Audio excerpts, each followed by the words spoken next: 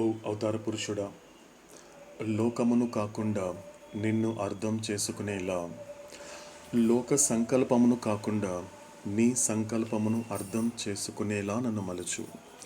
శాశ్వత ప్రీతమ అవతార్ మెహర్ బాబా కీ జై. शाश्वत प्रियतम अवतार मेहर बाबा की जय।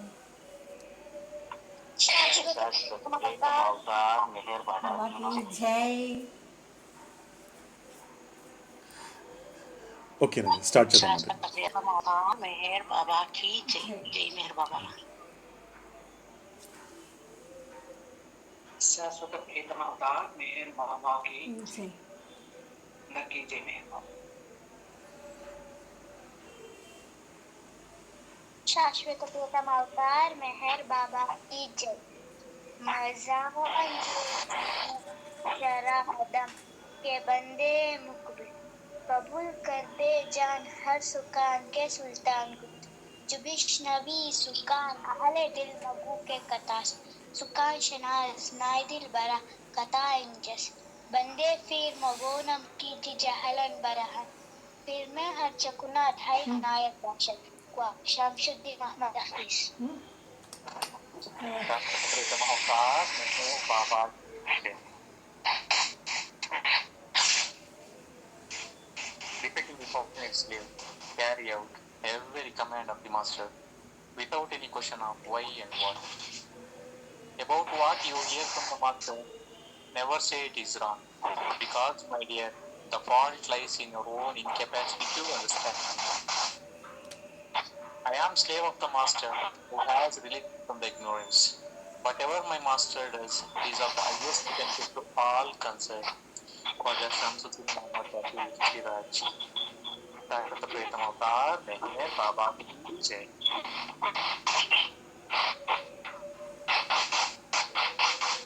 శాశ్వత ప్రీతమ అవతార్ మెహర్ బాబా కీ జై. ఎందుకు ఏమిటి అనే ప్రశ్నలు లేకుండా అదృష్టవంతుడైన బానిసవలని గురు యొక్క ఆజ్ఞను పాలింపు. గురువు నుండి విని దాన్ని ఎన్నడూ తప్పు అని అనకు. ఎందుకంటే గురువును అర్థం చేసుకోలేని నీ అసమర్థతే ఎందే ఆ లోపమున్నది. అజ్ఞాన బంధం నుండి నన్ను విముక్తిని చేసిన నా గురువుకు నేను బానిసను. నా గురువు ఏమి చేసిన తత్సంబంధికులందరికీ అది అత్యంత ప్రయోజనకారి అవుతుంది.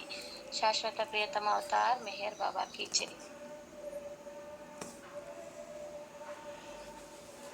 అవతార పురుషుడైన మెహర్ బాబా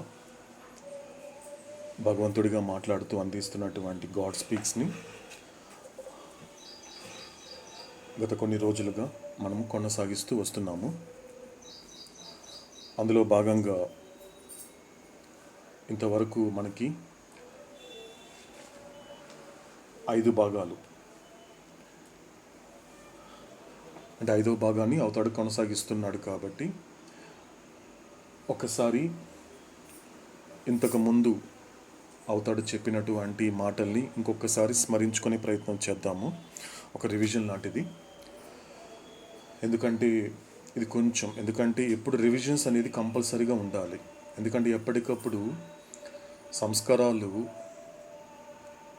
సహకరింప చేసుకోవాలి అంటే అవతాడు చెప్పినటువంటి మాటల్ని దానికి పదే పదే చెబుతూ ఉండాలి.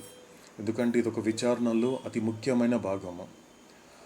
ఆ విచారణ ఎప్పుడు కూడా నిశ్శబ్దంగా ఏకాంతంలో చేయగలిగితే అది ఇంకా ఒక అత్యంత ప్రయోజనకరాన్ని ఇవ్వగలుగుతుంది.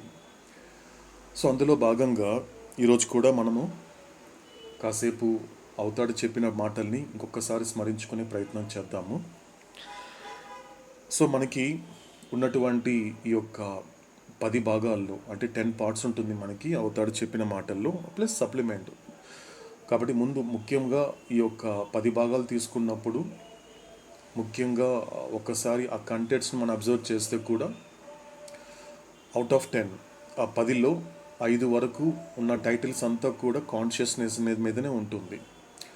సో దీన్ని బట్టి మనం అర్థం చేసుకోవాలి కాన్షియస్నెస్ అనేటువంటిది ఎంత ఇంపార్టెంట్ అనేది.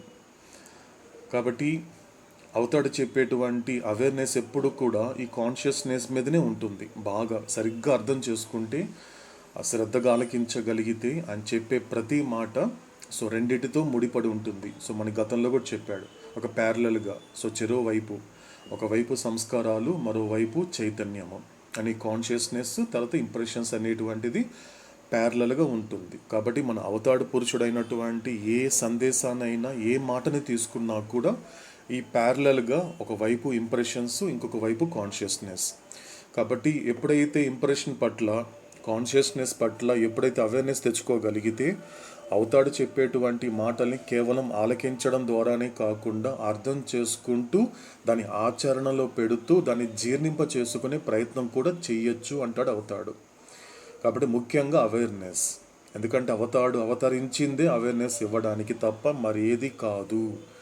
ఎందుకంటే అవేర్నెస్ అనేటువంటిదే అతి గొప్పదైనటువంటి జ్ఞానము. ఎందుకంటే అవగాహన ఏంటి, నీ జీవితంలో జరిగే విషయాల పట్ల నీకు అవగాహన కలిగితే సో జరగని విషయాల పట్ల నీకు దిగులు ఉండదు, జరుగుతున్న విషయాల పట్ల మితిమీరిన సంతోషం ఉండదు. ఒక రకంగా ఒక సమతుల్యత అనేది, ఒక బ్యాలెన్స్డ్గా ఉండగలుగుతావు. కాబట్టి ఆ స్థితిలో నువ్వు ఉన్నప్పుడు ఏ బాధ నిన్ను బాధించదు, ఏ సుఖము నిన్ను సుఖపెట్టదు. కాబట్టి దానికి బియాండ్గా ఉండగలుగుతావు, దానికి అతీతంగా ఉండగలుగుతావు అంటాడు అవుతాడు. కాబట్టి అందులో భాగంగానే ఈ గాడ్ స్పీక్స్లో చెప్పబడినటువంటి అనేక విషయాలు ఈ రెండిటితో ముడిపడి ఉంటుంది. బాగా కాస్త శ్రద్ధ పెట్టగలిగితే ఈ రెండు విషయాలు అర్థమవుతుంది. మొదటిది ఏంటి, సో సంస్కారాలకి సంబంధించిన విషయాలు ముడిపడి ఉంటాయి. రెండోది ఏంటి అంటే కాన్షియస్నెస్. కాబట్టి ఈ ప్రక్రియలో భాగంగా సో మొదటి నుంచి కూడా ఒక్కసారి మనము రివిజన్ చేసుకునే ప్రయత్నం చేద్దాము. సో కాబట్టి మనకి స్టార్టింగ్లో అవుతాడు చెప్పినట్టు మాట స్టేట్స్ ఆఫ్ కాన్షియస్నెస్లో సో ఆత్మ గురించి చెప్పాడు. స్టార్టింగ్ ఏం చెప్పాడు యాక్చువల్గా అవుతాడంటే, సో యూ ఆర్ సోల్, నువ్వు ఆత్మవి. ఎటువంటి ప్రిపరేషన్ లేదు, ముందు ఎటువంటి విషయాలు చెప్పలేదు అవుతాడు. డైరెక్ట్గా ఆత్మ గురించి చెప్తున్నాడు, నువ్వు ఆత్మవే. కాబట్టి నువ్వు ఆత్మగా ఉంటావు. కాబట్టి ఎందుకు ఆ మాట చెప్పాల్సి వచ్చింది అంటే, ఇప్పటికప్పుడు నువ్వు అనుభవం తెచ్చుకోవాలని కాదు, ఆ అవగాహన తెచ్చుకుంటావని, నువ్వెవరో నువ్వు తెలుసుకుంటావని. అంటే నువ్వెవరో నువ్వు తెలుసుకోవడం అనేది కూడా ఈ జన్మలో ఇది చాలా ముఖ్యమైన పని. It is your primary responsibilities. ఎందుకంటే మిగతావన్నీ సెకండరీ రెస్పాన్సిబిలిటీస్, అవన్నీ పక్కన పెడితే ఆ తర్వాత తెలుసుకుంటే. ఎందుకంటే ప్రైమరీ రెస్పాన్సిబిలిటీకి సెకండరీ రెస్పాన్సిబిలిటీకి అంటే ఎంత క్లారిటీ వస్తుంది అంటే, ముందు నేనేంటో నేను తెలిస్తే నేను చేయాల్సినటువంటి రోల్స్ అనేది నాకు అర్థమవుతుంది. కాబట్టి నేనేంటో నేను తెలుసుకోవాలి, నేనెవరో నేను తెలుసుకోవడం అనేది ప్రైమరీ రెస్పాన్సిబిలిటీస్. కానీ సాధారణంగా జీవుడు దానికి అంత ఇంపార్టెన్స్ ఇవ్వడు. ఆ ప్రైమరీ రెస్పాన్సిబిలిటీ ఏదైతే ఉందో తన గురించి తాను తెలుసుకోవాలనుకోడు, కానీ తన కళ్ళ ముందు కనిపించేటువంటి దేహాల గురించి తెలుసుకోవాలనుకుంటాడు, తన దేహం గురించి తెలుసుకోవాలనుకుంటాడు, కళ్ళ ముందు కనిపించే ప్రపంచం గురించి తెలుసుకోవాలనుకుంటాడే తప్ప ఏ క్షణంలో కూడా తన గురించి తాను తెలుసుకునే ప్రయత్నం కూడా చేయడు అంటాడు అవుతాడు. ఎందుకంటే ఇదంతా ఎందుకు జరుగుతోంది అంటే అజ్ఞానం వలన. ఈ యొక్క అబద్ధాన్ని నిజంగా నువ్వు నమ్మడం వలన ఇదంతా జరుగుతోంది. కాబట్టి అతి ముఖ్యమైన విషయం ఏంటి, ఒక మానవ జన్మ నీకు ప్రాప్తించినప్పుడు ఈ మనిషిగా నువ్వేం చేయాలి, మానవుడిగా నువ్వేం చేయాలి, నువ్వు ఒక బిడ్డగాను, ఒక కూతురుగాను, కొడుకుగాను, ఒక భర్తగాను, భార్యగా ఏం చేయాలనేది కూడా నువ్వు తెలుసుకుంటున్నావు. దాంట్లో ఎటువంటి పొరపాటు కాదని చెప్తున్నాడు అవుతాడు. కానీ అన్నిటికన్నా ముఖ్యము నువ్వు మనిషి కదా, నువ్వు మానవుడిగా జన్మ తీసుకున్నావు కదా. మానవుడిగా నేనేం చేయాలి, ఒక కొడుకుగా ఏం చేయాలో తెలుసుకుంటున్నావు, ఒక కూతురుగా ఏం చేయాలో తెలుసుకుంటున్నావు, ఒక భర్తగా ఏం చేయాలో తెలుసుకుంటున్నావు, ఒక భార్యగా ఏం చేయాలో తెలుసుకుంటున్నావు. అది పొరపాటు కాదు, తప్పు అంతకంటే కాదు. అది కాదు, అంతకన్నా ముందు నువ్వు మానవుడివి. నువ్వు మనిషిగా జన్మ తీసుకున్న తర్వాత మానవుడిగా నువ్వేం చెయ్యాలో అది నువ్వు విచారణ చేయడమే నీ యొక్క ప్రైమరీ రెస్పాన్సిబిలిటీ. కానీ గత జన్మలలో కూడా నా నుండి ఆ రెస్పాన్సిబిలిటీ ఫిల్ చేయకుండా తిరుగుతున్నావు. ప్రతిసారి ప్రతి జన్మలో నీ దగ్గరకు వచ్చి చెప్తున్నాను, నీ గురించి నువ్వు తెలుసుకోరా, నువ్వెవరో నువ్వు తెలుసుకో అంటే, ఇప్పుడు కాదు బాబా, చాలా పనులు ఉన్నాయి నాకు, ఇంకా నేను ప్రపంచం గురించి తెలుసుకోవాలి, మిగతా శరీరాల గురించి తెలుసుకోవాలి అని తప్పించుకొని తిరుగుతున్నావు తప్ప ఏ జన్మలో కూడా తెలుసుకునే ప్రయత్నం చేయలేదు. ఇదంతా కూడా దేనివల్ల జరుగుతోంది, నీకున్నటువంటి అజ్ఞానం వల్ల అని చెప్పాడు అవుతాడు. కాబట్టి ముఖ్యంగా కాన్షియస్నెస్.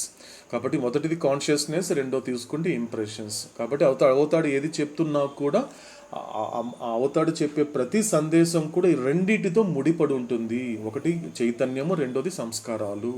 కాబట్టి అది చెబుతున్నప్పుడు సో మొట్టమొదటిగా ఏం చెప్పాడు అవుతాడు స్టార్టింగ్లోని, నువ్వు ఆత్మవి అనే మాట ఎందుకు చెప్పాడు అవుతాడు అంటే అవగాహన కోసము. నువ్వెవరో నువ్వు తెలుసుకోవాలి అంటే మొట్టమొదటగా ఇది నువ్వు అర్థం చేసుకో, ముందు ఈ అవగాహన తెచ్చుకో. నేను ఆత్మని తప్ప నేనేది కాదు. లేకపోతే అవతాడు స్టార్టింగ్లో నేను ఒకవేళ శరీరం అయితే, ఒకవేళ నువ్వు మనస్సు అయితే, ఒకవేళ నువ్వు అహంకారం అయితే, ఒకవేళ నువ్వు సంస్కారం అయితే దానితోనే అవతాడు స్టార్ట్ చేసేవాడు. దాంతో స్టార్ట్ చేయలేదు, అబద్ధంతో స్టార్ట్ చేయలేదు, నిజంతో స్టార్ట్ చేశాడు. ఎందుకంటే ఆయన రియాలిటీ కాబట్టి, వన్ అండ్ ఓన్లీ రియాలిటీ కాబట్టి. సో నిజమే మాట్లాడుతుంది, అబద్ధం మాట్లాడదు. కాబట్టి నిజము చెబుతున్నప్పుడు ఆ నిజంతోనే మొదలుపెట్టాడు అవుతాడు ఈ గాడ్ స్పీక్స్లో మొదటి పార్ట్లో, మొదటి పేజ్లో, మొదటి లైన్లోని. కాబట్టి మనకి ఆత్మగా చెప్పడం మొదలుపెట్టాడు అవుతాడు. కాబట్టి ఆత్మగా చెప్తున్నప్పుడు ఆత్మగా నువ్వు ఎక్కడున్నావు అని చెప్పాడండి అవుతాడు. గతంలో కానీ, ప్రస్తుతం కానీ, భవిష్యత్తులో కానీ ఎక్కడ ఉంటావు నువ్వు ఆత్మగా అంటే? పరమాత్మలోని. Yes your in the over soul అని చెప్పాడు అవుతాడు. కాబట్టి నువ్వు దేహంగా తీసుకుంటే తప్ప, నిన్ను నువ్వు దేహంగా నువ్వు కనుక ఒక ఐడెంటిఫై అయితే మాత్రము నువ్వు పలానా చోటు ఉన్నావు, పలానా దేశంలో ఉన్నావు అని తెలుస్తుంది. కానీ నువ్వు ఎప్పుడైతే ఆత్మవని తెలుసుకున్న తర్వాత అవగాహన తెచ్చుకున్నప్పుడు నువ్వు ఉండేది పరమాత్మలోనే. కాబట్టి పరమాత్మగా వచ్చినప్పుడు, ఆత్మగా తీసుకున్నప్పుడు ఇక్కడ అవుతాడు చెప్పేటువంటి 3 లక్షణాలు ఏంటండి? ఏ సర్ణ జై మేర బాబా.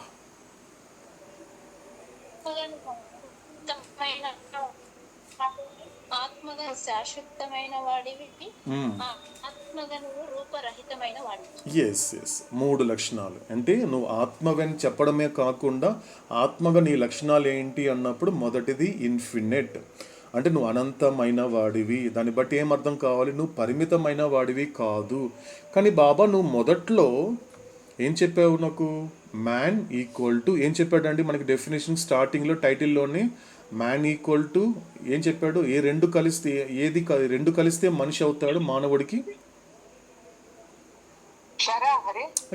క్షర కన్నా ముందండి man equal to limitation. Yes limitation, పరిమితము. అక్కడ ఏం చెప్పాడు అవుతాడు? ఫస్ట్ స్టార్టింగ్లో గాడ్ కన్నా ముందు ఏం చెప్పాడు అవుతాడు అంటే అసలు నువ్వు చెప్పాడు. నువ్వెవరువే అంటే స్టార్ట్ అయిన తర్వాత ఆత్మని చెప్పాడు. కానీ మొదటగా టైటిల్లో చెప్పింది మాత్రం లిమిటేషన్ అన్నాడు అవుతాడు. Man equal to limitation equal to క్షర అంటే ఏంటి? నశించిపోయేవాడివి, నాశనం అయిపోయేటువంటి వాడివి. దేనికి లిమిటేషన్ ఉంది? నువ్వు మానవుడు అని చెప్పాడు అంటే హరిప్రసాద్కి లిమిటేషన్ ఉంది. హరిప్రసాద్ అంటే ఎవరు? Gross body. ఈ బాడీ కాన్షియస్నెస్కి లిమిటేషన్ ఉంది. ఎందుకంటే ఒక బాడీ ఒక చోట ఉంది అంటే మరో చోట లేదని అర్థము. బాడీ మరో చోట ఉందంటే ఇంకొక చోట లేదని అర్థము. సో హరిప్రసాద్ ఒక చోట ఉన్నాడు అంటే మరో చోట లేదని అర్థము. దేనికి లిమిటేషన్ ఉంది? బాడీకి లిమిటేషన్ ఉంది. ఎందుకంటే నువ్వు అనుకుంటున్నావో, ఏదైతే ఇది నేనే అనుకుంటున్నావో దాని యొక్క లక్షణము మొదట్లోనే చెప్పాడు అవుతాడు, టైటిల్లోనే చెప్పేశాడు. భగవంతుడు కన్నా ముందు అసలు భగవంతుడు అలా నీకు అర్థం కావాలంటే అసలు నువ్వెవరో నీకు అర్థం కావాలి. సో మొదట నువ్వు ఏదైతే అనుకుంటున్నావో దాని గురించి చెప్తాను వినన్నాడు అవుతాడు. స్టార్ట్ అయిన తర్వాత ఆత్మని చెప్పాడే తప్ప, కానీ టైటిల్కి వచ్చేసరికి మాత్రం ఏం చెప్పాడు? నువ్వు ఏదైతే అనుకుంటున్నావో అది నిజం కాదు. ఏదైతే శరీరం అనుకుంటున్నావో ఆ శరీరానికి ఉన్నటువంటి లక్షణం ఏంటి? పరిమితమైనది. పరిమితం అవుతే ఏమవుతోంది? నాశనం అయిపోతుంది. నీ కళ్ళ ముందు కనపడుతోంది కదా అనేక మందికి కూడా.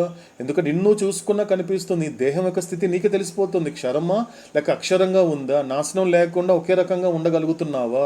ఎవ్వరు ఉండలేరు ఇక్కడ. ఈవెన్ అవతారుడు కూడా ఉండడు.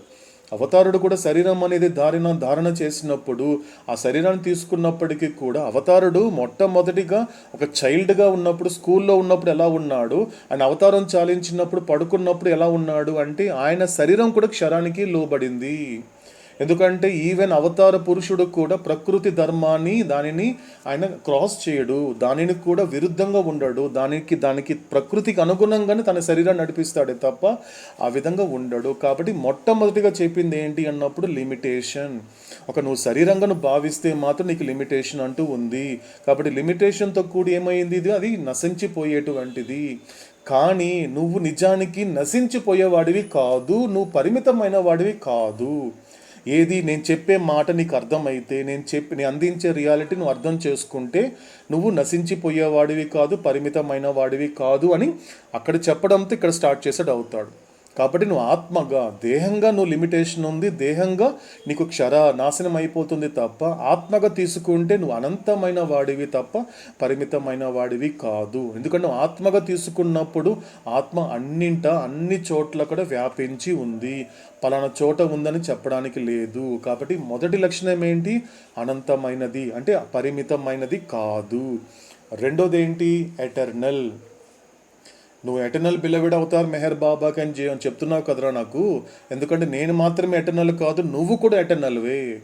ఎటర్నల్ అంటే హరిప్రసాద్గా ఎటర్నల్ కాదు, నీలో ఉన్నటువంటి ఆత్మగా నువ్వు ఎటర్నల్వి.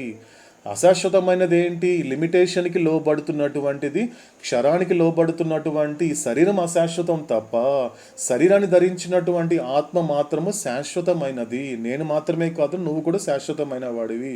కాబట్టి నేను పరమాత్మగా శాశ్వతమైన వాడిని, నువ్వు ఆత్మగా శాశ్వతమైన వాడివి. నేను ఎరుకగలిగిన భగవంతుడిగా నేను శాశ్వతమైన వాడిని, నువ్వు ఎరుక లేని దైవత్వంగా నువ్వు శాశ్వతమైన వాడివే. మనకు అవుతాడు చెప్పాడు వాట్ ఈస్ ద క్రియేషన్ అంటే, మన గతంలో చెప్పాడండి. ఏం చెప్పాడండి? వాట్ ఈస్ ద క్రియేషన్ అంటే,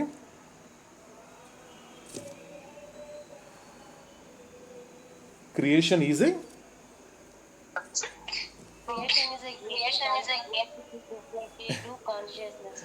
ఎస్. ఇంకోసారి repeat తెచ్చదా? Creation is a game of unconsciousness divinity to conscious God. Yes, good. Okay. So creation is a game of unconscious divinity becoming conscious God. Creation ఏం చెప్తున్నాడు అవుతాడు? ఇప్పుడు నాకు మెహర్ బాబాకి తేడా ఏంటి అన్నప్పుడు నాకు అవుతాడు ఏం చెప్తున్నాడు? నేను కాన్షియస్ గాడ్, నేను దేవుడు అన్న విషయం నాకు తెలుసు, నేను భగవంతుడు అన్న విషయం నాకు తెలుసు. కానీ నీ పరిస్థితి ఏంటి అన్నప్పుడు you are unconscious divinity.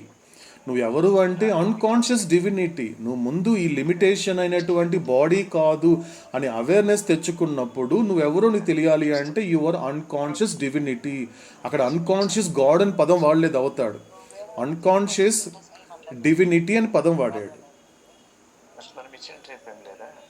Nagesh గారు కొంచెం మ్యూట్ చేసుకుంటారా?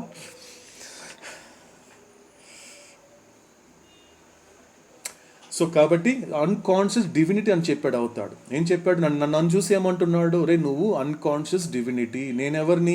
కాన్షియస్ గాడ్ని. కాబట్టి నీకు నాకు తేడా ఏంటి? సో నేను భగవంతుడు అనేటువంటి కాన్షియస్ నాకుంది, నువ్వు భగవంతుడు అనే కాన్షియస్ లేకపోవడం వల్ల నీకు ఉన్నటువంటి డివినిటీ అన్కాన్షియస్గా ఉండిపోయింది. ఆ పదాలు చాలా జాగ్రత్తగా శ్రద్ధగా ఆలకించాలండి.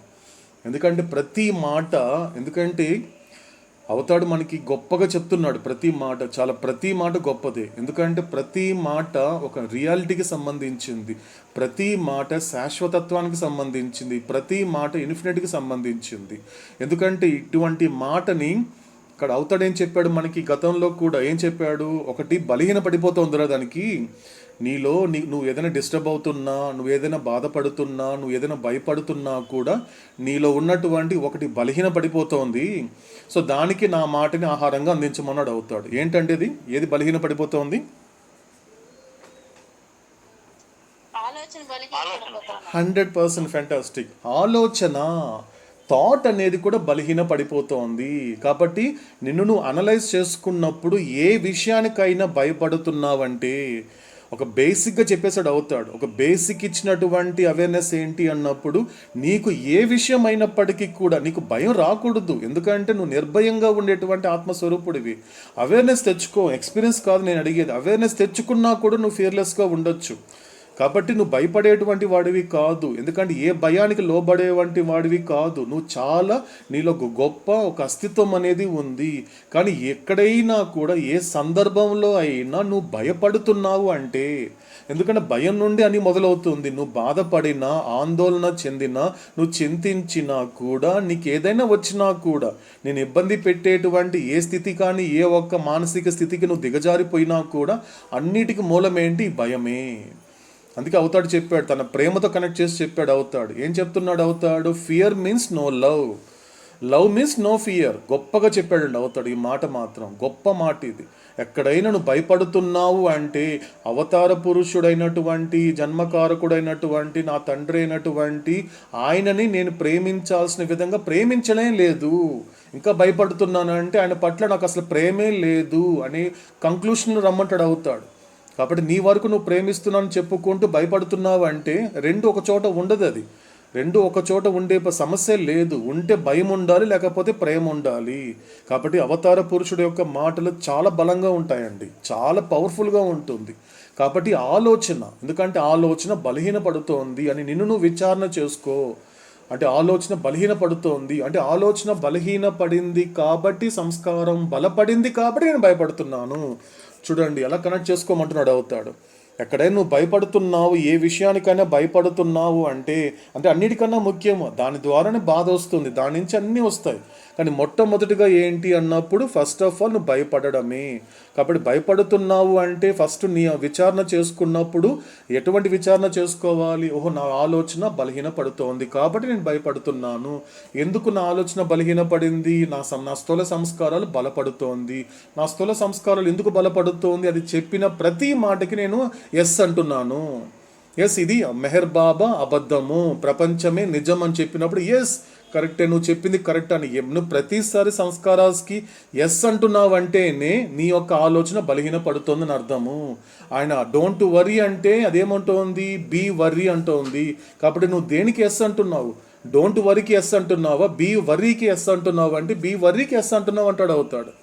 కాబట్టి ఆలోచన బలహీన పడిపోతుంది. కాబట్టి ఒక మామూలు మనిషి బలహీన పడినప్పుడు ఎలాగైతే ఆహారం తీసుకున్నప్పుడు తనకున్నటువంటి శక్తిని ఎలాగైతే తనని తాను కాస్త బలంగా మార్చుకోగలుగుతాడో, అదేవిధంగా ఈ థాట్ కూడా అదే విషయాన్ని మీరు అందించాలి. ఏమందించాలి? నా మాటను అందించండి.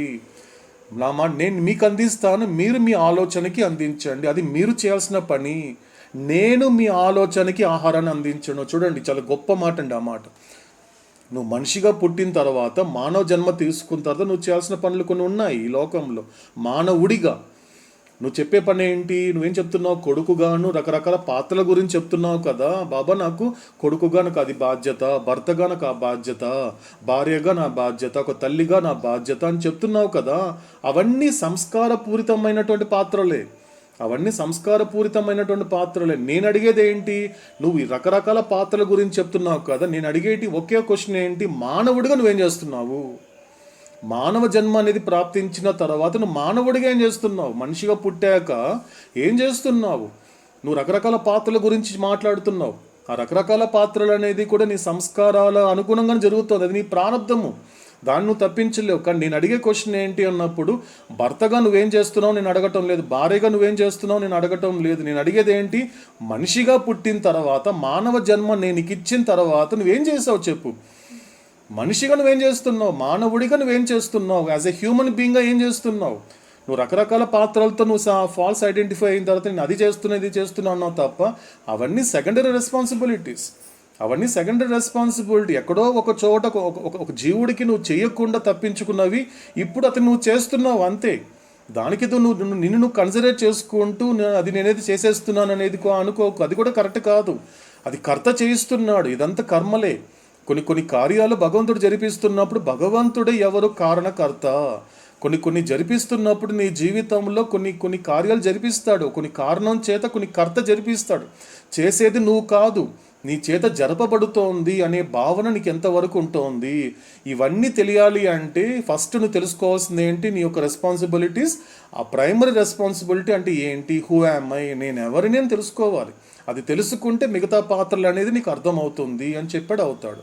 కాబట్టి ఆలోచనకి ఏమవుతోంది? అవతార పురుషుడు యొక్క మాటలు గొప్ప ఆహారంగా అందించగలగాలి. ఇదంతా మనకు అవతాడు చెప్పిన డే 1 నుంచి చెప్పే మాట.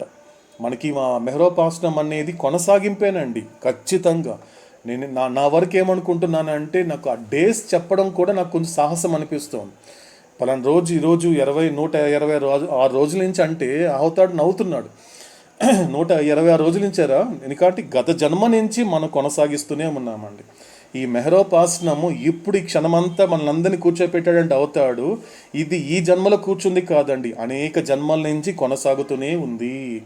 అందుకే నెంబర్ చెప్పడానికి నేను సాహసించట్లేకపోతున్నాను. అది ఎందుకంటే కరెక్ట్ కాదు కాబట్టి అందుకే కొన్ని రోజులుగా మనకి కొనసాగుతుంది అనే పదం వాడాల్సి వస్తుంది. ఎందుకంటే మాట్లాడడం నేర్చుకుంటున్నానండి. అవతాడు యొక్క మాటల్ని ఆలకించడం ద్వారా మాట్లాడడం నేర్చుకుంటున్నాను కాబట్టి కరెక్ట్గా ఒక్కోసారి మాట్లాడలేకపోతున్నాను కాబట్టి అప్పటికప్పుడు నన్ను నేను క్లారిఫై చేసుకుంటున్నాను. కాబట్టి అనేక జన్మల నుండి కూడా కొనసాగుతోంది. కాబట్టి ఎక్కడో ఒక చోట కొనసాగించాల్సినటువంటి ప్రక్రియలో కొనసాగలేదు కాబట్టి మళ్ళీ ఇంకొక జన్మ ఇస్తున్నాడు, అవుతాడు, ఆపర్చునిటీ ఇస్తున్నాడు. ఇక్కడైనా కొనసాగించరా? అంతటితో ఆపేస్తున్నావు కదా, స్టార్ట్ చేసి ఆపేస్తున్నావు. కాబట్టి నువ్వు కంటిన్యూస్గా కాన్స్టెంట్గా దీనిని కొనసాగించు. ఎందుకంటే గమ్యం దగ్గర అవ్వాలి అంటే చాలా గొప్ప మాట అండి. మనకి అవతాడు ఎప్పటి నుంచో చెప్తున్న మాట ఏంటి, మనకు నిరంతరం క్యారీ చేయాల్సిన మాట ఏంటి అన్నప్పుడు, నువ్వు గమ్యానికి దగ్గర అవ్వాలి అంటే మార్గం ప్రారంభిస్తే సరిపోదు, మార్గాన్ని కొనసాగించాలి. గమ్యానికి దగ్గర అయ్యేది ఎవరండి? మార్గాన్ని మొదలు పెట్టినవాడా, మార్గాన్ని కొనసాగించేవాడా? ఎవరు దగ్గర అవుతారండి గమ్యానికి?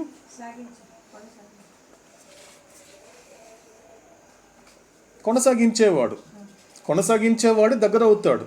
అంతే తప్పించి నేను స్టార్ట్ చేసేసాను జర్నీ కాబట్టి అనుకుంటే నువ్వు ఉన్న చోట్ల నువ్వు ఉన్నట్లే. అది ఇంపార్టెంట్ కాదు. నువ్వు జర్నీ బిగిన్ చేయడం అనేది ఇంపార్టెంట్ కాదు, కొనసాగించగలగాలి.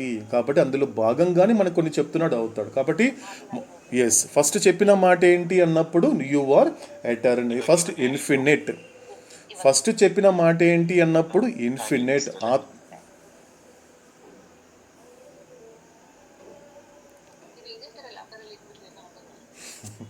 నాగేష్ గారు కొంచెం మ్యూట్ చేసుకుంటారా?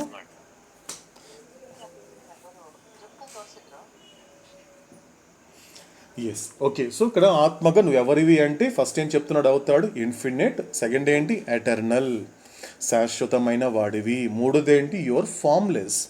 ఆత్మగా నువ్వు తీసుకున్నప్పుడు రూపరహితుడివి, నీకు ఎటువంటి రూపం లేదు.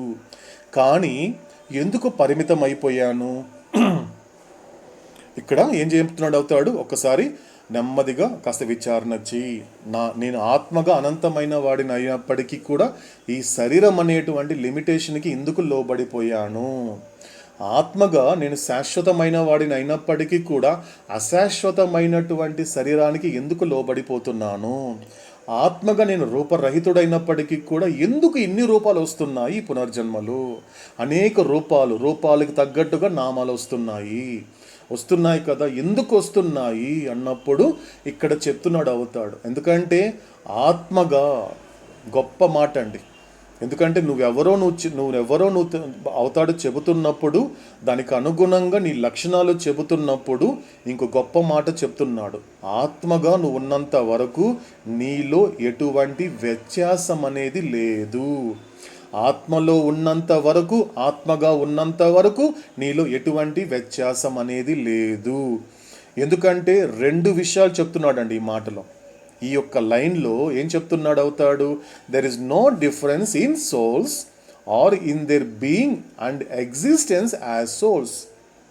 ఇక్కడ రెండు విషయాలు ఉన్నాయి. మొదట ఏ రకంగా వ్యత్యాసం లేదు అంటే ఇది అవగాహన, ఇది పూర్తిగా అవగాహన. నీకు ఇది అనుభవం రావాల్సిన అవసరం, ఇది అవగాహన ఉంటే చాలు. మొదట నేను ఆత్మగా పరమాత్మలోనే ఉన్నాను, ఇది అవగాహన. కానీ రెండోది ఏంటి అన్నప్పుడు అది ఖచ్చితంగా అనుభవంలో తెచ్చుకోవాలి. ఏంటది? As a soul. ఇప్పుడు నేను ఆత్మగా తయారవ్వాలి అంటే పరమాత్మగా జీవిస్తే తప్ప నేను ఆత్మస్వరూపుని కాలేను. నా స్వస్వరూప యోగ ఎరుక అనేది అప్పుడు జరగదు. అది ఎప్పుడు చెప్పాడు? ఇదే ఒక పార్ట్లో ఫైనల్లో చెప్పాడు అవుతాడు. ఏం చెప్పాడు? సో నేను పరమాత్మగా ఎప్పుడు జీవిస్తానండి? ఫర్ ఎగ్జాంపుల్ ఎవరికి వాళ్ళు ప్రశ్నించుకున్నప్పుడు ఏం చెప్పాడు అవుతాడు? నువ్వు ఆత్మగా పరమాత్మలో ఉన్నప్పటికీ, నువ్వు ఆత్మగా పరమాత్మతో ఉన్నప్పటికీ, కానీ నీ ప్రాబ్లం ఏంటి, నీ ఆధ్యాత్మిక సమస్య ఏంటి అన్నప్పుడు నువ్వు ఆ పరమాత్మగా జీవించడం లేదు. That is your problem. సరిగ్గా అర్థమైతే ఇది ఆధ్యాత్మికమైన సమస్య, ఇది నిజమైన సమస్య. కాబట్టి నువ్వు ఎవరిలా జీవించాలి, నువ్వు ఎవరిలా జీవించడానికి నువ్వు మానవుడిగా ఈ జన్మ వచ్చింది అంటే పరమాత్మగా జీవిస్తే తప్ప దీనికి అర్థం పరమార్థం అనేది నెరవేరదు. కాబట్టి ఈ మాటని చివరిగా చెప్పాడు అవుతాడు ఇదే పాటలు. ఏం చెప్పాడు అన్నప్పుడు, సో నేను ఇప్పుడు పరమాత్మగా, ఒక జీవుడు పరమాత్మగా ఎప్పుడు జీవిస్తాడండి? ఏం చెప్పాడు అవుతాడు మనకి?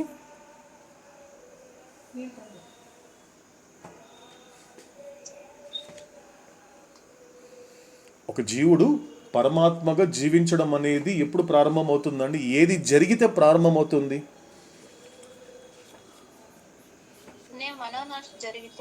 మనోనాశ జరిగినప్పుడు అవుతుంది. ఓకే, ఇంకా బబుల్ బరస్ట్ చేసుకోవాలని. ఎస్, ఇది ఇంపార్టెంట్. అజ్ఞానపు బుడగ పగిలినప్పుడు, అజ్ఞానపు బుడగ పగిలిపోవాలి. ఎందుకంటే నువ్వు ఆ బుడగతో ఉన్నంత వరకు నేను వేరు, ఆ సముద్రం వేరు అనేటువంటిది. ఎందుకంటే సముద్రం దగ్గరికి వెళ్ళినప్పుడు మనకి బబుల్స్ కనపడతాయి, అనేక రకాలైనటువంటి బుడగలు మనకి కనపడతాయి. ఎలా కనిపిస్తుంది? రకరకాల షేపులో కనిపిస్తుంది, రకరకాలుగా కనపడుతూ ఉంటుంది, రకరకాలుగా కనిపిస్తూ ఉంటుంది. అంటే ఒకటి చిన్నదిగా ఉంటుంది, ఒక పెద్దదిగా ఉంటుంది. అంటే అది ఉన్నంత వరకు తనకంటూ ఒక ఏమవుతోంది, ఒక ఫీలింగ్ ఆఫ్ సపరేట్నెస్ అవుతాడు. దెర్ ఇస్ ఎ ఇండివిజువాలిటీ అవుతాడు ఇంగ్లీష్లో. తనకంటూ ఒక వ్యక్తిత్వం ఉంటుంది. ప్రతి ఒక్క బబుల్కి ఒక వ్యక్తిత్వం. అంటే ఇక్కడ ఏంటి, ఆ యొక్క ఇండివిజువాలిటీ ఏంటి అన్నప్పుడు it's a feeling of separateness అవుతాడు. ఒక ఎడబాటు యొక్క అనుభూతి అన్నాడు. అంటే ఆ బబుల్ అనేటువంటిది, ఎందుకంటే దానికి తెలియదు. చాలా వింతైన విషయం ఏంటి అన్నప్పుడు, ఎందుకంటే అంతకు మించిన గొప్ప ఉదాహరణ లేదండి. ఎంత వెతికినా అవుతాడు స్వయంగా చెప్పాడు.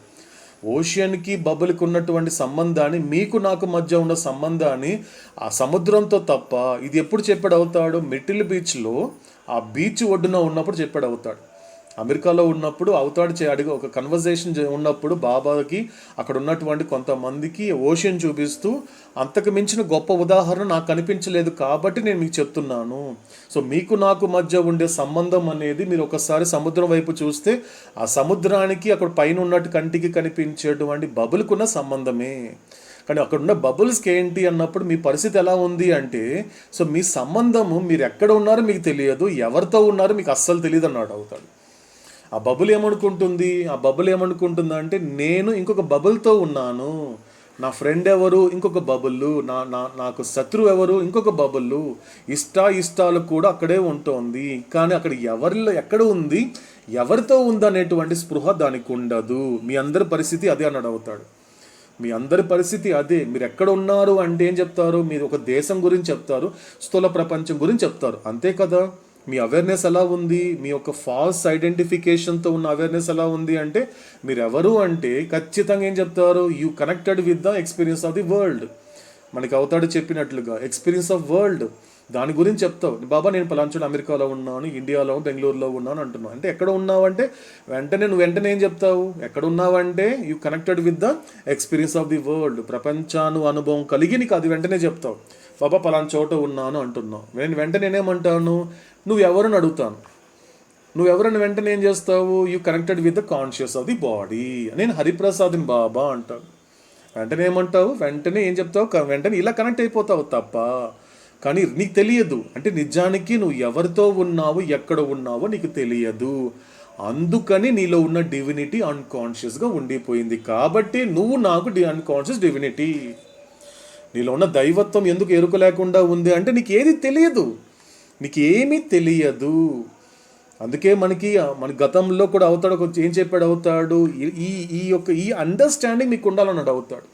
ఈ 3 రకాలైనటువంటి అండర్స్టాండింగ్ ఏదైతే ఉందో, ఇది గనక ఫస్ట్ ఇది ఫైనలైజ్ చేసుకోండి, ఈ కంక్లూషన్కి రండి. ఏంటి అది? 3 రకాలైనటువంటి ఒక అండర్స్టాండింగ్ ఏంటి అన్నప్పుడు, మొదటిది నాకు తెలియదు. ఆస్పిరెంట్ ఏం చెప్తాడు అంటే, గురువు దగ్గర ఉన్న ఆస్పిరెంట్ ఏమంటాడు? గురు సమక్షంలో నాకు తెలియదు, నాకు ఏం తెలియదు గురుదేవా, తెలియదు. రెండోది ఏంటి? నాకు తెలుసుకోవాలని లేదు. ఎందుకంటే నువ్వు లంపటం పడుతూ నువ్వు ఏదేదో తెలుసుకొని నాకు అన్నీ తెలుసు అంటున్నావు. నీ అజ్ఞానంతో ఎలా ఉంటుంది అంటే, నువ్వు ఏది తెలుసుకోవడానికి ఇక్కడ ఈ లోకానికి వచ్చావు, దాని పక్కనే పెట్టి ఏదేదో తెలుసుకొని ఏమేమో తెలుసుకొని నాకు అన్నీ తెలుసు అంటున్నావు. అది నీ అవివేకం. అది నీ వివేకవంతుడైన వాడు వాళ్ళు ఎప్పుడు అలా మాట్లాడాడు. కాబట్టి నువ్వు ఏదైతే తెలుసుకోవాలో అది తెలుసుకోకుండా అన్నీ తెలుసు అంటున్నావే, ఇది అవివేకం అంటాడు అవుతాడు. కాబట్టి 3 రకాలుగా ఏంటి? మొదటిది ఏంటి? నాకు తెలియదు. ఫస్ట్ ఆఫ్ ఆల్ ఏం చెప్తాడు ఆస్పిరెంట్? చాలా హానెస్ట్గా సిన్సియర్గా ఒప్పుకుంటాడు, ఓ గురుదేవ నాకేమీ తెలియదు, నాకు తెలియదు. రెండోది ఏంటి? నాకు తెలుసుకోవాలని కూడా లేదు, నాకు ఆ లంపటం లేదు. నా జీవితంలో కొన్ని విషయాలు జరుగుతాయి, అది నా చాయిస్ లేదు. అది భగవంతుడు నా దగ్గరకు వచ్చి, రేపు నేను హ్యాపీగా పెట్టాలనుకుంటున్నాను, నీకు ఓకే కదా అని నన్ను మెహర్ బాబా ఎప్పుడు అడగలేదు. రేపు నేను చాలా ఇబ్బంది పెట్టాలనుకున్నాను రా, నీకు ఓకే కదా నన్ను మెహర్ బాబా ఎప్పుడు అడగలేదు. ఏంటంటే ఏ చాయిస్ ఉండదు ఇక్కడ, ఒక ఛాన్స్ తప్ప చాయిస్ లేదు ఇక్కడ. అవతార పురుషుడు యొక్క సమక్షంలో కొన్ని విషయాలు నిర్భయంతో కూడిన నిర్ణయానికి వస్తే తప్ప ఈ జీవితానికి అర్థం పరమార్థం అనేది నెరవేరదండి. కాబట్టి ఫస్ట్ ఏంటి, నాకు తెలియదు. రెండోది ఏంటి, నాకు తెలుసుకోవాలని కూడా లేదు. మూడో పాయింట్కి వస్తున్నాడు, నిజమైన పాయింట్ ఏంటంటే మూడో పాయింట్ గుర్తుందండి ఎవరికైనా? మీరు తెలిస్తే తెలుసుకుంటాను గురుదేవ. ఎస్. కాబట్టి నువ్వు తెలియచేసినప్పుడు నేను తెలుసుకోవడానికి యోగ్యమైన వాడిని, అర్హత కలిగిన వాడిని అని నువ్వు భావిస్తే, నువ్వు చెబితే నేను తెలుసుకుంటాను. ఇది రియల్ కాన్షియస్నెస్. నిజమైన ఎరుక అంటే ఇదే. కాబట్టి మిగతావన్నీ నీ వరకు నాకు తెలుసు అనుకుంటున్నావు, అది ఎరుక, అది ఒక రకంగా స్పృహ తప్ప అది ఎరుక కాదు, నిజమైన చైతన్యం కాదు. కాబట్టి ఈ విధంగా ఉండగలగాలి. కాబట్టి ఇక్కడ ఏం చెప్తున్నాడు అవుతాడు, ఇక్కడ నువ్వు ఆత్మలో ఉన్నంత వరకు ఎటువంటి డిఫరెన్స్ లేదు. కాబట్టి ఇది అవేర్నెస్ తెచ్చుకుంటే సరిపోతుంది. కానీ రెండో మాట అంటున్నాడు అవుతాడు, లేక అన్నాడు. ఏం చెప్తున్నాడు ఇక్కడ అంటే, ఆత్మలో ఉన్నప్పుడు ఎటువంటి వ్యత్యాసం లేదు, ఆత్మగా నీ అస్తిత్వంలో ఎటువంటి, నీ యొక్క ఉనికిలో కావచ్చు, ఆత్మగా నీ ఉనికిలో కావచ్చు, ఆత్మగా నీ అస్తిత్వంలో ఎటువంటి డిఫరెన్స్ అనేది లేదు. అది ఎప్పుడు జరుగుతుంది, ఎప్పుడైతే ఈ బబుల్ ఆఫ్ ఇగ్నోరెన్స్, ఈ అజ్ఞానం బుడగ అనేది పగిలిపోయినప్పుడు మాత్రమే నువ్వు పరమాత్మగా జీవించడం మొదలు పెడతావు. ఆ బుడగ అనేది ఎప్పుడైతే జరుగుతుంది, నువ్వు ఆ సముద్రం దగ్గరికి వెళ్ళినప్పుడు ఒక బుడగని నువ్వు అలా టచ్ చేసావంటే బరస్ట్ అయిపోతుంది. బరస్ట్ అయిన తర్వాత నువ్వు ఎంతకాలం వెతికినా ఆ బబుల్ నీకు సముద్రంలో కనపడదు. అప్పుడు సముద్రమే చెప్తుంది, ఆ బబులే చెప్తుంది. ఏం చెప్తుంది, నేనే సముద్రాన్ని. ఎంత వెతికినా కనబడుతుందండి. నీ చేతులారా నువ్వు బరస్ట్ చేసినటువంటి బబుల్ని ఆ సముద్రంలో ఎన్ని సంవత్సరాలు వెతికినా అదే సేమ్ బబుల్ నువ్వు ఫోటో తీసుకొని అలాంటి బబుల్ పగిలిపోయిందండి, ఆ బబుల్ ఎక్కడికి వెళ్ళింది అని ఎంత వెతికినా నీకు కనపడదు. అప్పుడు దానికి ఏంటి, నాన్ ఎగ్జిస్టెన్స్. ఎలా మొదలుపెట్టింది అది అవుతాడు, చాలా గొప్పగా చెప్తాడండి రెండింటిని. నీ జర్నీ ఎప్పుడు కూడా రియల్ ఎగ్జిస్టెన్స్ నుంచి నో ఎగ్జిస్టెన్స్ వరకు వెళ్ళాలి. ఎప్పుడైతే నువ్వు పరమాత్మగా తయారైన తర్వాత నీకు ఎటువంటి ఎగ్జిస్టెన్స్ లేదు నీకు, ఎందుకంటే అది నువ్వు అయిపోయావు. అందుకే వేదంలో తత్వమసి అంటారండి. తత్ అంటే అది నువ్వు ముందే అయి ఉన్నావు, అసి అంటే అయి ఉన్నావు, తత్ అంటే అది, తత్వం అంటే నువ్వు, అది నువ్వు అయి ఉన్నావు. కాబట్టి అది నువ్వు అయి ఉన్నావన్న విషయం నీకు తెలియదు. కాబట్టి తెలుసుకుంటే అదే కాన్షియస్ గాడ్. ఎరుకతో కూడిన భగవంతుడిగా తయారవడం అంటే అవతాడేం చెప్తున్నాడు, నేను చేసేటువంటి ఏకైక అద్భుతము, ప్రయోజనకరమైన అద్భుతం ఏంటి, నిన్ను నాలా తయారు చేస్తాను అని ఎవరితో అంటున్నాడు, ఒక సముద్రము బుడగతో అంటున్నాడు. ఒక సముద్రము బుడగ అంటే ఎవరు, ఇప్పుడు నేను బుడగ అండి నాతో అంటున్నాడు అవుతాడు. సముద్రము బుడగతో మాట్లాడుతోంది. నేను చేసే అద్భుతం ఏంటి, ఆ బుడగతో నా బుడగని సముద్రంగా మారుస్తాను, తయారు చేస్తాను. అది నేను చేసే ఏకైక అద్భుతము. కాబట్టి ఏం చెయ్యాలి అన్నప్పుడు, ఓహో అంటే బరస్ట్ అయిపోతే నీలాగా నేను జీవిస్తాను కదా బాబా, అయితే బరస్ట్ చేసే బాబా అంటే that is not my job, అది నా పని కాదు. ఏంటి, నీకు బుద్ధిని, పూర్తి చైతన్యాన్ని, మానవ జన్మని అనేక సార్లు లోకానికి పంపించడం అనేది నా పనే. ఇక్కడికి వచ్చినా కూడా నీకు కావాల్సినవన్నీ నేను పని చేసి పెట్టడానికి నాకు వేరే పని లేదనుకుంటున్నావా ఏంటి? నువ్వు చేయాల్సిన పనులు ఉన్నాయి, ఇది నువ్వు చెయ్యాలి. ఎందుకంటే అది నీ ఇగ్నోరెన్స్ ద్వారానే సస్టైన్ అవుతోంది. నీ అజ్ఞానం చేతని వాటన్నిటిని సుస్థిరం చేసుకున్నావు. కాబట్టి మీరంతా కూడా అజ్ఞానాన్ని ఎంతో జాగ్రత్తగా కాపాడుకుంటున్నారు. కాబట్టి దానిని నాశనం చేయాల్సింది మీరే. మనోనాశ్ నేను చేస్తాననుకుంటున్నారా? సంస్కార రహితం నేను చేస్తాననుకుంటున్నారా? నేను చేయను, మీరే చెయ్యాలి. నిన్న కూడా అదే చెప్పాడు మనకి ఎటర్నల్ క్యాలెండర్లో. ఏం చెప్పాడు, నీ యొక్క తలరాతని నేను మార్చను, నీ విధిని నేను మార్చను అని చెప్పాడండి అవుతాడు. ఎవరికైనా గుర్తుందండి నిన్నటి మాట? ఆ లైన్ చెప్పగలరు ఎవరైనా? నిన్న చెప్పిన మాట అవుతాడు ఎటర్నల్ క్యాలెండర్లో ఇచ్చాడు అవుతాడు. I do not change your destiny, నేను ఈ తలరాతని మార్చను అన్నాడండి అవుతాడు నిన్న చెప్పిన మాటల్లో. పోనీ మెహర్ బాబా ఏం చేస్తాడండి మనందరి జీవితాల్లో, అది కూడా చెప్పాడు అవుతాడు. ఎవరైనా చదువుతారా, లేకపోతే గుర్తుంటే చెప్తారా ఎవరైనా?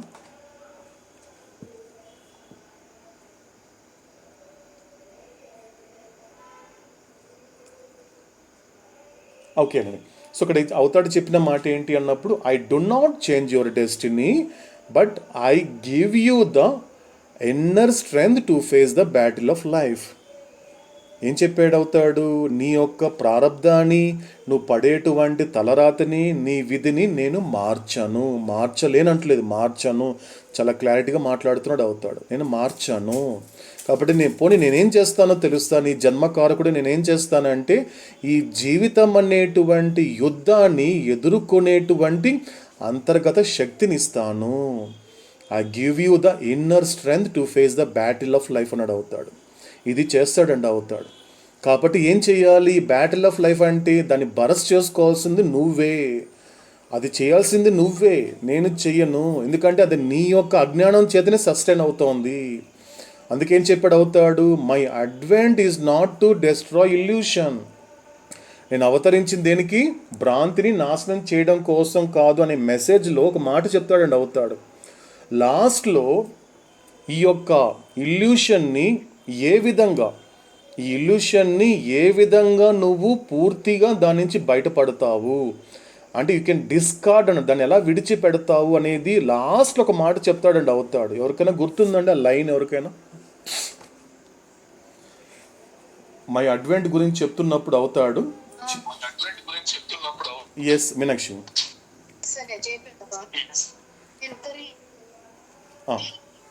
నాశనం చేయడం కోసం కాదు. ఒకటి భ్రాంతి అనేది నిజానికి రెండోది వచ్చేసి నేను ఆ భ్రాంతి పట్ల అవగాహన ఇవ్వడానికి వచ్చాను. అవగాహన తీసుకున్న తర్వాత ఏదైతే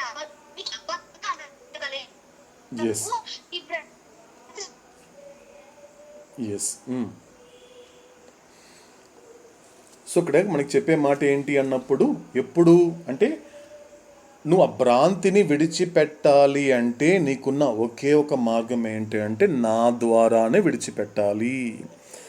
నా ద్వారా భ్రాంతిని ఎప్పుడు విడిచిపెడతావు అంటే, ఎప్పుడు విడిచిపెడతావు తెలుసా? When you experience its ఫాల్స్నెస్.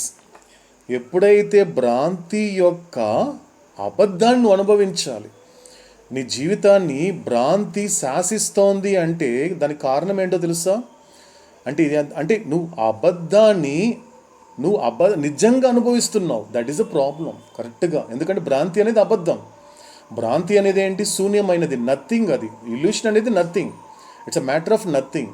కానీ నీకేమనిపిస్తూ ఉంది? అది ఎవ్రీథింగ్ అనిపిస్తూ ఉంది. అంటే నువ్వు ప్రతి మానవ జన్మలో నువ్వు చేసే పొరపాటు ఏంటి అన్నప్పుడు, ఎక్కడ కూడా ఆ భ్రాంతికి సంబంధించినటువంటి అబద్ధంగా అనుభవించకుండా అబద్ధాన్ని నిజంగా అనుభవిస్తున్నావు. ఇది నిజమే అనుకుంటున్నావే, ఆ విధంగా భ్రాంతి అనేది సస్టైన్ అవుతోంది, సుస్థిరం అవుతోంది, బలపడుతోంది. కాబట్టి నువ్వు చేయాల్సిన పని ఒక్కటే, నేను ఏదైతే అవేర్నెస్ ఇస్తున్నానో అవగాహన చేత నువ్వు దానిని అబద్ధంగా నువ్వు అనుభవించినప్పుడు, వెన్ యూ ఎక్స్పీరియన్స్ ఇట్స్ ఫాల్స్నెస్, దాని యొక్క అబద్ధంగా అనుభవించినప్పుడు నువ్వేం చేస్తావో తెలుసా? నా ద్వారా భ్రాంతిని విడిచిపెడతావు. ఇదంతా కూడా బబుల్ ఆఫ్ ఇగ్నోరెన్స్ని బరస్ట్ చేసేటువంటి ప్రాసెస్లో జరిగే మాటలు. ఎప్పుడైతే నువ్వు ఇల్యూషన్ని డిస్కార్డ్ అంటే విడిచిపెడతావో అప్పుడు యూ కెన్ ఎక్స్పీరియన్స్ రియాలిటీ. నువ్వు పరమాత్మగా జీవించడం అనేది రియాలిటీ. నీతో మాట్లాడేవాడు రియాలిటీ. నువ్వు ఆత్మవని చెప్పేవాడు రియాలిటీ. నువ్వు ఆత్మవే అని నువ్వు ఎప్పుడైతే అవేర్నెస్ తెచ్చుకోవడం అనేది రియాలిటీ. ఇదంతా కూడా it is a language of reality. అవతారుడు ఏ భాషలో మాట్లాడుతాడు అంటే ఇంగ్లీష్ అనుకుంటాం. ఇంగ్లీష్ కాదండి, it is a language of reality. ఇది లాంగ్వేజ్ ఆఫ్ రియాలిటీ. ఎందుకంటే ఇది లాంగ్వేజ్ ఆఫ్ రియాలిటీ అని చెప్పాడు కాబట్టి అవుతాడు. ఇది ఇంగ్లీష్లో ఉందని మీ భావిస్తే మాత్రము ఎక్కడ చెప్పనటువంటి ఒక మాట చెప్పాడండి అవుతాడు గాడ్ స్పీక్ సంబంధించినంత వరకు. ఎందుకంటే అవతార పురుషుడైనటువంటి మెహర్ బాబాకి ట్రాన్స్లేషన్ అంతగా నచ్చదండి. మీరు ఒక్కసారి కొన్ని చోట్ల ఆయన చెప్పిన మాటల్ని సరిగ్గా శ్రద్ధతో ఆలకించగలిగితే ఆ మాట వెనక ఉన్న అంతరార్థాన్ని పట్టుకోగలిగితే ఆయన ఎక్కడ కూడా ట్రాన్స్లేషన్కి ఎక్కువ ఇంపార్టెన్స్ ఇచ్చేవాడు కాదు అవుతాడు. అది దివానీ హఫీజ్ కావచ్చు, లేకపోతే మౌలానా జలాలుద్దీన్ రాసినటువంటి మరికొన్ని లిటరేచర్స్ కావచ్చు, అని ఏది తీసుకున్నప్పటికీ కూడా అవతాడు ఎప్పుడు ఇష్టపడేవాడు కాదు. ఒక జ్ఞానేశ్వరి చెప్పినప్పుడు మరాఠీలోనే మీరు చదవమని చెప్పేవాడు అవుతాడు. అదేవిధంగా దివానీ హఫీజ్ అంటే పర్షియన్లోనే చదవమని చెప్పేవాడు. వీలైనంత వరకు అది నేర్చుకోండి అని చెప్పేవాడు. ఎందుకంటే నాకు ఒక మహాత్ముడు చెప్పిన మాట కూడా, ఎందుకంటే భగవద్గీతకు వచ్చేసరికి నువ్వు పూర్తి సంస్కృతం నేర్చుకోవాల్సిన అవసరం లేదు, కానీ భగవద్గీత అర్థమయ్యేంత సంస్కృతం నేర్చుకో అని ఒక మహాత్ముడు నాకు ఒక మాట చెప్పాడు. అది అర్థమయ్యేంతగా నువ్వు మిగతా ప్రపంచంతో సంస్కృతంలో మాట్లాడాల్సిన అవసరం లేదు. అది ఒరిజినల్ లాంగ్వేజ్ కాబట్టి, ఆ భాషలో అనేది ఆ శ్లోకాలు ఉన్నాయి కాబట్టి ఆ ఎస్సెన్స్ అలా బాగుంటుంది. దాన్ని మీరు అందుకోగలుగుతారు, ఎంజాయ్ చేయగలుగుతారు. కానీ ఎప్పుడైతే ట్రాన్స్లేట్ జరిగిందంటే మాత్రం ఆ ఎస్సెన్స్ అనేది పోతుంది అన్నాడు అవుతాడు. కానీ గాడ్ స్పీక్స్ మాత్రం ఎక్సెప్షన్ ఇచ్చాడండి. ఈ రియాలిటీ గురించి అవతారుడు పడే తపన, ఆయన పడే శ్రమ అందరూ గుర్తించాలి. ఆయన మాట్లాడే శ్రమ ఆయనదే కదండి. 2 రకాల పాత్రలు చెప్పాడు అవుతాడు. నాదొక పాత్ర, ఆయనదొక పాత్ర. ఏంటంటే 2 పాత్రలు, సృష్టికర్త యొక్క పాత్ర ఏంటి, నా పాత్ర అంటే ఎవరికి వాళ్ళు కనెక్ట్ చేసుకుంటే ఏంటి ఆ 2 పాత్రలు అండి? శ్రమ, శ్రద్ధ. శ్రమించడం, శ్రద్ధ. ఎస్, శ్రద్ధగా ఆలకించి ఆలకించే శ్రద్ధ నాది, నా పాత్ర ఏంటి? ఎస్ ఎస్, మాట్లాడే శ్రమ నాది. ఇక్కడ ఎవ్వరు మాట్లాడటం లేదు. చాలా ఆశ్చర్యకరమైన విషయం అండి. దీన్ని ఎంతలాగా యాక్సెప్ట్ చేయడం అనేది ఎవరికి వాళ్ళకి సంబంధించింది, కానీ ఇక్కడ ఎవ్వరు మాట్లాడటం లేదు. మాట్లాడి శ్రమిస్తూ నేను మాట్లాడేది నేను మాత్రమే. అంటే కర్త అనేది ఎలా చెప్తున్నాడు చూడండి.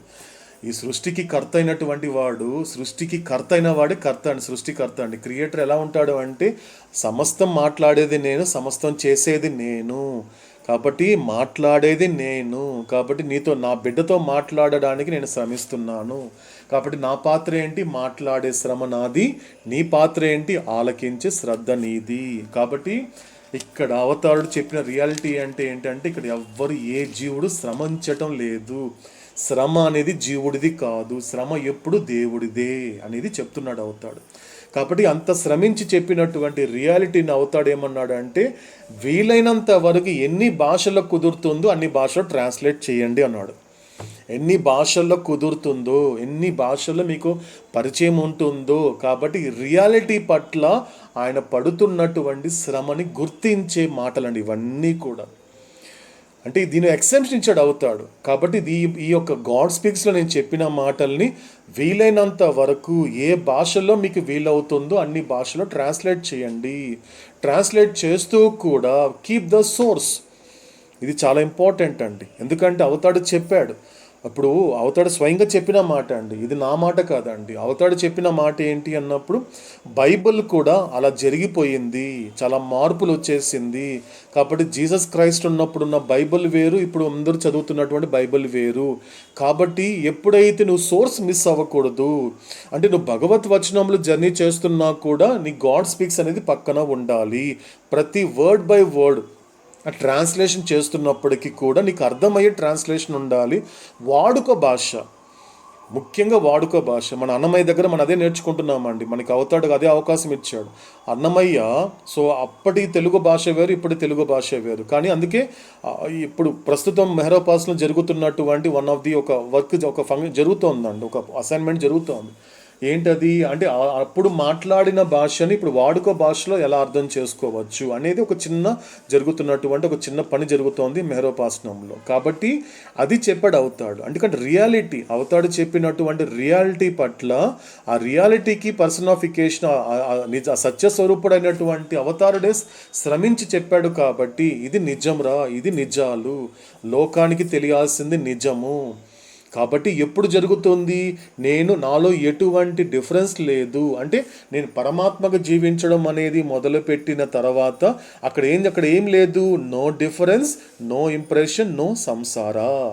3 రకాలుగా ఉంటుంది. ఎందుకంటే ఆ స్టేజ్లో చూడాలనుకుంటున్నాడు అవుతాడు మనల్ని అందరినీ కూడా.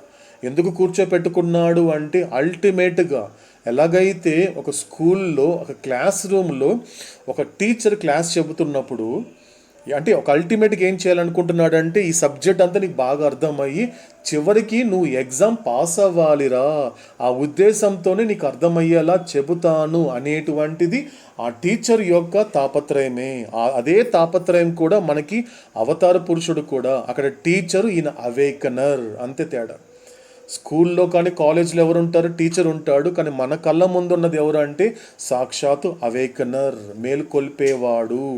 కాబట్టి మేల్కొల్పేవాడు మనల్ని అందరినీ ఏం కోరుకుంటున్నాడు అంటే మేల్కోవాలి. నువ్వు నిద్రపోతున్నావురా, ఈ సృష్టి అనేటువంటి డ్రీమ్లో నిద్రపోతున్నావు. ఒక రకంగా అవేక్ స్టేట్ కూడా ఒక రకంగా చెప్పాలి అంటే నువ్వు ఇంకా నిద్రపోతూ కలగంటున్నావు. ఇదంతా కలే. నువ్వు ఏదైతే పుట్టాననుకున్నావో కలే. ఎప్పుడైతే నువ్వు చచ్చిపోతున్నావు అనుకోవడం కలే. నువ్వు పుణ్యం చేస్తాను అనుకోవడము కలే. నువ్వు ఏదైతే పాపం చేస్తాను అనుకోవడం కూడా కలే. నువ్వు ఏదైతే సుఖపడుతున్నాను అనుకోవడం కూడా కలే. దుఃఖపడుతున్నావు అనేది కూడా కలే. అందుకే ఈ ఆరిటిని కలిపి అవుతాడేమన్నాడు? Experience of false and experience of shadow. అంత గొప్పగా చెప్పాడు అవుతాడు. ఇదంతా కూడా ఇవన్నీ ఫాల్సే, ఇవన్నీ అబద్ధాలే. కాబట్టి అక్కడ ఎక్సెంప్షన్ అవుతాడు ఇవ్వడం జరిగింది. కాబట్టి ఎన్ని రకాల భాషలో కుదురుతుందో, మీకు ఏదైతే కన్వీనియంట్గా ఉంటుందో, మీరు నేర్చుకున్నటువంటి రియాలిటీని కూడా ముందు మీరు అర్థం చేసుకోండి. సో మీరు అర్థం చేసుకొని అవగాహన తెచ్చుకొని ఆ దానిని పూర్తిగా ఆచరణాత్మకంగా పెడుతూ జీర్ణింప చేసుకునే ప్రక్రియలో భాగంగా డెఫినెట్గా నేను ఏదో ఆత్మ చూపిస్తాను, ఆత్మకి నువ్వు తెలుసుకున్నది అతనికి పంచుకో అంటాడు అవుతాడు. కాబట్టి అందులో జరిగేటువంటి ప్రక్రియలోని ఇప్పుడంతా కూడా మెహరోపాసనం కావచ్చు, సత్సంగం కావచ్చు, సహవాస్ కావచ్చు, ఏదైనప్పటికీ కూడా అల్టిమేట్గా ఏంటి? నువ్వు మేల్కోవాలి. ఎందుకంటే 74 సంవత్సరాల 11 నెలల 7 రోజుల పాటు అవతార పురుషుడు ఈ భూమి మీద తిరుగుతున్నప్పుడు ఆయన చెప్పిన అనేక సందేశాలు ఉన్నప్పటికీ తన సమాధి మీద ఎందుకు ఒక్కటే రాయించుకున్నాడు? ఒక్కటి ఎందుకు రాయించుకున్నాడు? I have come not to teach but awakening అంటే ఏమవుతోంది? నీ ప్రాబ్లానికి సొల్యూషన్ ఏంటి? నువ్వు మేల్కోవడమే. ఒక్క మాటలో చెప్తాడు అవుతాడు. తన సమాధి దగ్గరికి మెహరాబాద్కి ఈ యొక్క తన బిడ్డని పిలిపించుకున్నప్పుడు ఏం చెప్తున్నాడు అవుతాడు? నీకున్న సొల్యూషన్ ఒకటేరా. నీ ప్రాబ్లం ఏంటి? ఆధ్యాత్మికంగా అంటే పరమాత్మగా జీవించడం అనేది ఏంటి? మేల్కోవడమే. కాబట్టి మేల్కోవడం అనేది పరిష్కారము. నీ సమస్య ఏంటి? నిద్రపోతున్నావు. నువ్వు కలగంటున్నప్పుడు నువ్వేదో జూలోకి వెళ్ళావు, అన్ని పులులు సింహాలు చూస్తున్నావు. పొరపాటున ఒక పులియో సింహమో బయటకు వచ్చేసింది, బోన్ నుండి బయటకు వచ్చేసింది. ఒక పులి నిన్ను వెంబడిస్తోంది. నువ్వు పరిగెత్తుతున్నావు, వెనక చూస్తే నీ వైపు పరిగెత్తుకుండా వస్తోంది. నువ్వు గట్టిగా అరుస్తున్నావు, హెల్ప్ మీ అని అరుస్తున్నావు. భయపడిపోతున్నావు, వణికిపోతున్నావు, చెమట కారిపోతోంది. అయ్యో పులి వచ్చేస్తోంది, నన్ను చంపేస్తోంది అంటున్నావు. పులి వచ్చి చంపేస్తుంది అంటున్నావు. కానీ నిజానికి ఆ భయం ఎప్పుడు పోతుందంటే అక్కడ పులి లేదు, అక్కడ నువ్వు భయపడడం లేదు. రెండు ఎక్కడ జరుగుతోంది? నువ్వు కలగంటున్నావు. కాబట్టి నువ్వు కలగంటున్నప్పుడు నేను పక్కన ఉండి అక్కడ పులి లేదు, నువ్వు ఎక్కడ పులి లేదురా, నీకేం ప్రమాదం లేదురా అని నువ్వు నిద్రపోతున్నప్పుడు పక్కన ఉండి ఎన్ని జన్మలు చెప్పినా నీకు వినబడదు, నీకు అర్థం కాదు, ఆ భయం పోదు. అది నేనేం చేయాలి? తట్టి లేపాలి. అలా కలగంటున్నటువంటి వాడిని నేను అయ్యో పులి వచ్చేస్తోంది, పులి నన్ను చంపేస్తోంది అనేటువంటి భయపడుతున్నటువంటి వాడిని వాడు కలగంటున్నాడు. నువ్వు కలగంటున్నప్పుడు వాడిని తట్టి లేపకుండా పక్కన కూర్చొని నువ్వు ఎంత చెప్పినా ఇది భయమే లేదురా, నువ్వు కలగంటున్నావు అని చెప్పినా కూడా వాడు కల నుండి మేలుకోలేడు. తట్టి లేపుతాడు. తట్టి లేపితే తప్ప అప్పుడు ఆ భయం పోతుంది, ఆ చెమట అనేది కూడా అనేది పోతుంది. అక్కడ పులి లేదు, జూ లేదు, ఏమీ లేదు. అది ఏమీ లేదు కదా, అలా తట్టి లేపేవాడు మెహర్ బాబా. అందుకే ఆయన జాగృత కర్త అంటారు, అందుకే ఆయన అవేకనర్ అంటారు. కాబట్టి అల్టిమేట్గా మనకి చెప్పే ఈ గొప్ప మాటలకి అల్టిమేట్గా మనల్ని ఏం చేయాలనుకుంటున్నాడు అంటే నిద్రపోతున్నటువంటి అందరిని చెప్పనండి, కలుపుకోనండి, నా గురించి చెప్తాను. నేను నిద్రపోతున్నాను కాబట్టి తట్టి లేపాలనుకుంటున్నాడు అవతారుడు. సో తట్టి లేపుతున్నాడు, ఆ తట్టి లేపే ప్రక్రియ. కాబట్టి అందుకే గొప్పగా చెప్పాడు ఒక పదాన్ని అవుతాడు, it's a process of awakening. ఇదంతా కూడా ఇప్పుడు ఏదైతే మెహరోపాసనం జరిగే ప్రతిదీ కూడా it is a process of awakening. అందులో భాగంగానే అవేర్నెస్ ఇస్తున్నాడు, అందులో భాగంగానే అనేక గొప్ప విషయాలు చెప్తున్నాడు, అందులో భాగంగానే మనకి అవేర్నెస్ ఇస్తున్నాడు అవతారుడు. కాబట్టి ఇది కావాలి. కాబట్టి ఎప్పుడు పోతుంది నాలో, నేను ఎప్పుడైతే పరమాత్మగా జీవించడం మొదలుపెట్టినప్పుడు మాత్రమే ఈ డిఫరెన్స్ అనేది పూర్తిగా పోతుంది. అంటే ఏం జరుగుతుంది అక్కడ, ఆ బబుల్ అంటే ఆ బబుల్ ఆఫ్ ఇగ్నోరెన్స్ అనేది బరస్ట్ అయిపోయిన తర్వాత, ఇంతకుముందు చెప్పాడు ఎలా బరస్ట్ చేసుకోవాలో చెప్పాడు. ఏం చెప్పాడు, నువ్వు ఆ భ్రాంతి యొక్క అబద్ధాన్ని అనుభవించాలి అంతే తప్పించి అది ఆ అబద్ధాన్ని నిజంగా అనుభవించావు కాబట్టి నువ్వు భ్రాంతిని విడిచిపెట్టడం లేదు, అది నేను విడిచిపెట్టడం లేదు. ఎలా ఉంటుంది అంటే, భ్రాంతి నన్ను ఇబ్బంది పెడుతోంది అంటే ఎలా ఉంటుంది, నువ్వు వెళ్ళేసి ఒక గోడకి హత్తుకొని ఈ గోడ నన్ను పట్టుకొని ఉంది అంటే ఎంత అవివేకంగా ఉందో అలాగే ఉంది. నిజానికి అక్కడ ఏమీ లేదు, నీ యొక్క అజ్ఞానం చేత నువ్వు సృష్టించుకున్నావు తప్ప. కాబట్టి నువ్వు ఏం చెయ్యాలి అన్నప్పుడు నేను ఇచ్చే అవేర్నెస్ ఏంటి, ఆ భ్రాంతిని విడిచిపెట్టాలి అంటే ఆ భ్రాంతి అనేది అబద్ధమే అనేది నువ్వు అనుభవిస్తే తప్ప నా ద్వారా ఆ భ్రాంతిని నువ్వు విడిచిపెడతావు. ఎప్పుడైతే నా ద్వారా ఆ భ్రాంతిని నువ్వు విడిచిపెట్టినప్పుడు అక్కడ నువ్వు రియాలిటీని ఎక్స్పీరియన్స్ చేస్తావు. ఆ విధంగా ఏం జరుగుతుంది, నీ యొక్క అజ్ఞానపు బుడగ అనేది పగిలిపోతుంది. పగిలిపోయినప్పుడు ఏ స్టేట్కి వెళ్ళిపోతావు, నో ఇంప్రెషన్ స్టేట్కి వెళ్ళిపోతావు. కాబట్టి ఆ సంస్కార రహితమైన తర్వాత 3 జరుగుతాయి. మొదటిది ఏంటిది, నాకు ఎటువంటి వ్యత్యాసాలు లేదు, నో డిఫరెన్స్. సెకండ్ ఏంటి, నో ఇగ్నోరెన్స్. లాస్ట్ది ఏంటి, నో సంసారం లేకుండా పోయేది ఎవరికి అంటే సన్యాసికి కాదండి, బాగా అర్థం చేసుకోవాలి. సంసారం ఎప్పుడు పోతుంది అంటే సంస్కార రహితం అయితేనే పోతుంది. సో సంస్కార రహితం అయితే ఏం పోతుంది, భేదాలు పోతుంది, అజ్ఞానం పోతుంది, చివరికి సంసారం కూడా పోతుంది. కాబట్టి అక్కడ మాత్రమే నువ్వు పరమాత్మగా అనుభవించగలవు. అది నీ ప్రైమరీ రెస్పాన్సిబిలిటీస్. సో ఈ ప్రైమరీ రెస్పాన్సిబిలిటీస్ అనే విషయం పట్ల అవేర్నెస్ ఉన్న తర్వాత yes you can perform your duty as a father, as a mother, as a wife, as a husband.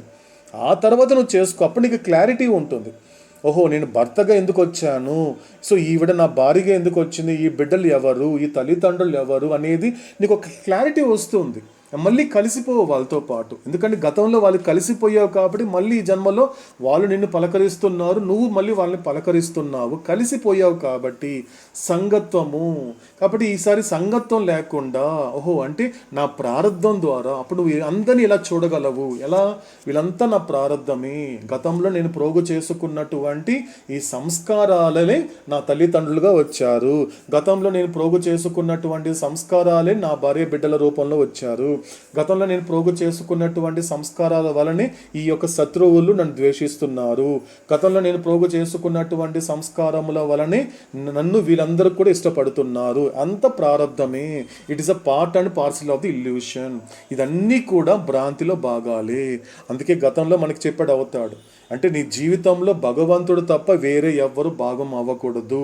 కాబట్టి భగవంతుడు తప్ప మిగతా వాళ్ళందరూ కూడా నువ్వు ఆడే ఆటలో భాగాలే తప్ప నీ జీవితంలో భాగాలు కాదు. ఇలా గనుక నువ్వు అవేర్నెస్ తెచ్చుకోగలిగితే అందరితో ఉంటావు కానీ ఎవరికి చెందకుండా ఉంటావు. Be in the world, be in the family but not of it అని అవుతాడు అని. కాబట్టి స్పష్టంగా చెప్తుండు, అందరితో ఉండు కానీ కలిసిపోకుండా ఉండు. కాబట్టి తామరాకు మీద నీటి బొట్టులా ఉండు అంటుంది వేదాంతము. కాబట్టి నీటి బొట్టు తామర ఆకు మీదనే ఉంటుంది కానీ ఎక్కడ కూడా కలవదు. కాబట్టి కలవకుండా తామరాకు మీద నీటి బొట్టులాగా ఉండగలిగితే అవతాడు చెప్పినటువంటి ఈ జన్మకి అర్థం పరమార్థం అనేది నెరవేరుతుంది అంటాడు అవతాడు. కాబట్టి సో ఈ రోజంతా మనకి అవతాడు కొన్ని రివిజన్ చేశాడు కాబట్టి తను చెప్పిన మాటల్ని కొంచెము ఒక రిఫ్రెష్ చేశాడు విషయాలన్నీ కూడా. సో కాబట్టి మా తర్వాత మెహరోపాసన అవతాడు చెప్పేటువంటి మాటల్ని మనం కొనసాగించే ప్రయత్నం చేద్దామండి. శాశ్వత ప్రీతమ్మ అవతార్ మెహర్ బాబాకి జై. సో కంక్లూడ్ చేసే లోపల మనకు 2 నిమిషాల పాటు నిశ్శబ్దం పఠిద్దామండి. శాశ్వత ప్రియతమ అవతార్ మెహర్ బాబాకి జై.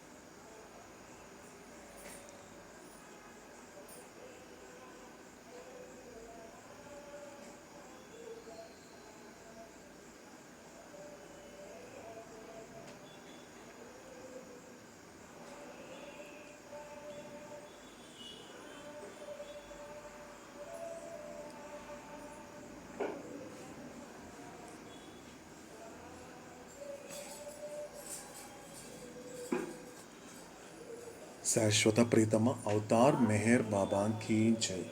ఇదండి ఇప్పటి మెహరోపాసనము.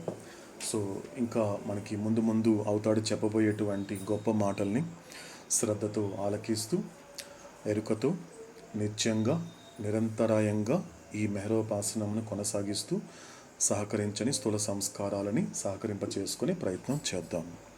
కాబట్టి తర్వాత మెహరోపాసన తిరిగి కలుసుకునేంత వరకు ఓ అవతార పురుషుడా, లోకమును కాకుండా నిన్ను అర్థం చేసుకునేలా, లోక సంకల్పమును కాకుండా నీ సంకల్పమును అర్థం చేసుకునేలా నన్ను మలుచు. శాశ్వత ప్రీతమ అవతార్ మెహర్ బాబా కీ జై. शाश्वत प्रीतम अवतार मेहर बाबा की जय.